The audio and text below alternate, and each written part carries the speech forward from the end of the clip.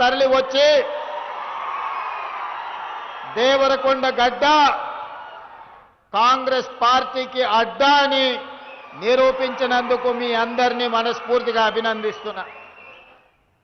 మిత్రులారా, సరిగ్గా 2 సంవత్సరాల క్రితం డిసెంబర్ మాసం 2023 నాడు మీ ఓటుని ఆయుధంగా మార్చి 10 సంవత్సరాలు తెలంగాణ ప్రజల్ని పట్టి పీడించి ఘడీల పాలనను రుచి చూపించిన విర్రవీగుతున్న నాయకులను మీ ఓటు అనే ఆయుధంతో గడీలను కుప్పకూల్చి ప్రజా పాలనను ఇందిరమ్మ రాజ్యాన్ని తెచ్చుకొని మనం 2 సంవత్సరాలు పూర్తి చేసుకొని ఆ 2 సంవత్సరాల విజయోత్సవ సభను ఈనాడు దేవరకొండ శాసనసభ నియోజకవర్గంలో మనం ఏర్పాటు చేసుకున్నాం.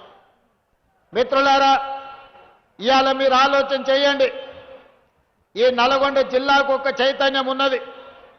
ఈ నల్గొండ జిల్లాకు, ఈ ప్రాంత గాలికి నీరుకు ఒక పోరాట పౌరుషం ఉన్నది. ఆనాడు నిజాం నవాబులు ఇక్కడి ప్రజల్ని పీడిస్తున్నప్పుడు, ఈ ప్రాంతం మీద ఆధిపత్యం చెలాయిస్తున్నప్పుడు, ఈ ప్రాంతంలో దోపిడీకి పాల్పడుతున్నప్పుడు, ఈ ప్రాంతానికి విముక్తి కలగాలి, భూమి కోసం, భుక్తి కోసం, విముక్తి కోసం సాయుధ రైతాంగ పోరాటాన్ని నిర్మించి ఆనాటి నిజాము ప్రభువులనే దిగంతాలకు తరిమి కొట్టిన ప్రాంతం ఈ నల్లగొండ ప్రాంతం.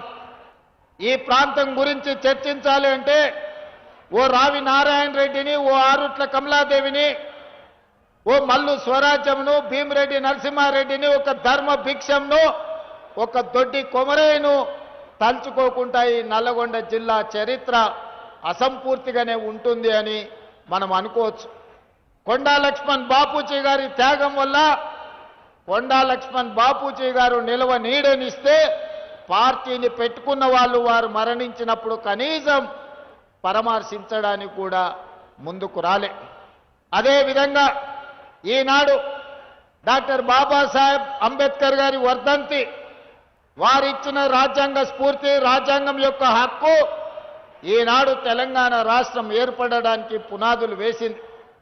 శ్రీమతి సోనియా గాంధీ గారి త్యాగం, డాక్టర్ బాబాసాహెబ్ అంబేద్కర్ గారు ఇచ్చిన స్ఫూర్తి, ఆర్టికల్ 3 ప్రకారం ఈనాడు మనం తెలంగాణ రాష్ట్రాన్ని ఏర్పాటు చేసుకున్నాం.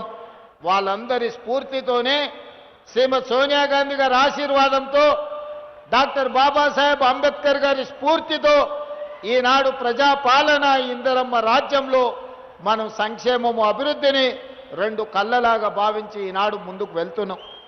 మిత్రులారా, ఇప్పటి దగ్గర పెద్దలు ఉత్తమ్ కుమార్ రెడ్డి గారు చెప్పిండ్రు, ఆనాడు 10 సంవత్సరాల పాలనలో ఏ పేదవాడికి కూడా రేషన్ కార్డు ఇవ్వాలి, పెళ్ళైన కోడలు ఇంటికి వస్తే కనీసం ఆ కోడలు పేరు ఇంటి రేషన్ కార్డులో చేర్చాలన్న సోయి గత ప్రభుత్వానికి లేకుండే.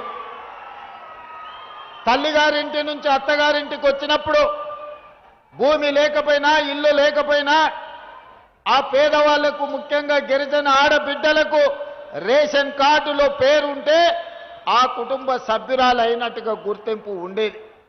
కానీ ఆనాటి ప్రభుత్వం 10 సంవత్సరాలు ప్రజలు చెప్పులు అరిగేలా తిరిగినా పేదలకు రేషన్ కార్డు ఇవ్వాలన్న ఆలోచన చేయలేదు. కానీ అదే మన ప్రభుత్వం వచ్చిన తర్వాత ఉత్తమ్ కుమార్ రెడ్డి గారు మంత్రిగా బాధ్యతలు